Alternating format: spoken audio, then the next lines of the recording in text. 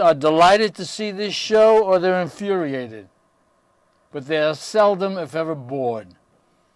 This is a show about life, so enjoy yourself, watch the show. Hope you can hear me. Can you? Yes, you can.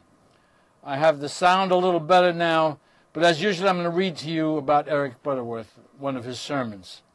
I regard the man as a great man. He used to be a pastor, a minister, a teacher, whatever he was. He's just phenomenal. The title is Out of Your Shell. Please listen carefully, especially you young people. This show is for young people. It is not for senior citizens and older people. Forget it. This is for you, for the youth. I want to talk to you today on the subject out of your shell. I say often, life is for living. This is a very vital realization for me. Life is for living. It is not just for existing, for making do. For growing old and dying. Life is for living. There is so much confusion about this.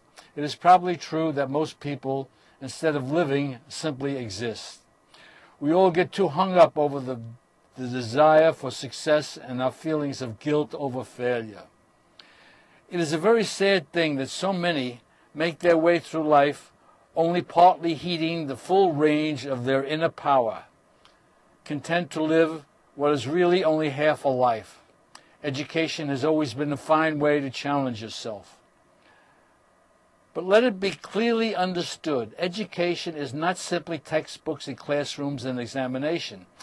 The most exciting enrichment classroom is the very world around you, and often the most significant learning begins when commencement leaves off. In other words, the need is to let go and walk on. Robert Browning, a famous poet, said, "A man's reach should exceed his grasp. Else what is heaven for? It is only by reaching that you keep young." You see, you do not grow old. When you cease reaching for the highest, you are growing old.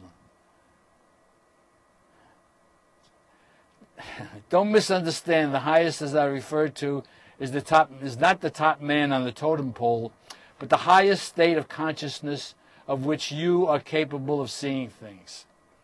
When a chicken awakens to the fact that he's being cramped inside an eggshell, it is the most natural thing in the world to peck itself out, and thus find itself suddenly in a wonderful world filled with worms and seeds and many adventurers presenting themselves. Now it takes the chick only a few moments to break out of its shell. You may find it more difficult to break your shell of conformity, the shell of fear and self-limitations. And yet, as with the chick, there is always an amazing world awaiting you out there when you break out of the shell. Life is for living and is lived from within out. I'm not surprised at what men suffer. I am surprised at what men miss. A whole world of beauty is spread about us, but we're blind to most of it.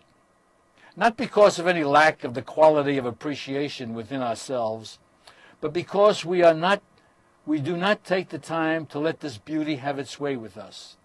We are too busy, too tense, too goal-oriented. Life is meant to be enjoyed, savored, experienced in fullness. There you will come upon new frontiers of discovery and knowledge for the asking when you break out of your shell. Are you ready to break out of your shell? Are you ready? Remember, I'm running for the U.S. Senate against Hillary. I'm not on the ballot. This is a write-in vote. You go to the person who's taking your name and everything and say, "I want the write-in vote," and they will arrange the machine for you. If they don't, ask the cop there. You call me a racist or anything you want, and it's ridiculous. When I tell you that WBAI is an African-American station and they don't want me because I'm white, it's true. It's not a racist remark. When I tell you Hispanic stations don't want me on the air, it is not an anti-Hispanic thing. The networks are letting me go. The white people are the worst of all the worst offenders.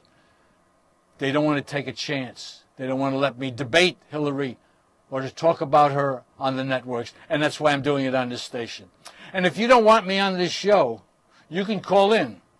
Manhattan Neighborhood Network, this is the number. Get a pencil and paper, I'll give you the number, if you're interested, that is. And I want you to call somebody because my time is coming up in mid-December. Whether you want to see me or not, it's up to you. The first thing I want to talk to you about is Condoleezza Rice. She is the Secretary of State. The last Secretary of State, I don't mean the general, I mean Madeleine Albright, is a lobbyist. James Baker was an attorney, I'm getting angry already. James Baker was the Secretary of State for the Bush administration.